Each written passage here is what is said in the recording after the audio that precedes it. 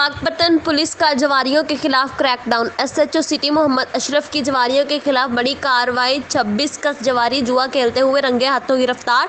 6 लाख रुपए से जायद मालियत के मोबाइल फोन्स, मोटरसाइकिल्स, ताश के पत्ते, लूडो दाना और नकदी रकम बरामद। डीपीओ पाकपतन नजीबुर रहमान बुगवी की हिदायत पर DSP city circle Naveed Sarwar के जेरे निगरानी जवारियों के खिलाफ कार्रवाई करते हुए थाना एसएचओ थाना city Pakpattan sub inspector Mohammad Ashraf भट्टी ने अपनी टीम के हमरा 26 कस जवारियों को जुआ खेलते हुए रेड करके रंगे हाथों गिरफ्तार कर लिया। मुलजिमान के कब्जे से 6 लाख रुपए से जायद मालियत के मोबाइल फोन्स, मोटरसाइकिल्स, ताश के पत्ते, लूडो दाना और नकदी रकम बरामद हुई। मुलजिमान के खिलाफ मुकदमा दर्ज करके तफ्तीश जारी है। रिपोर्ट कर रहे हैं हसन बुखारी।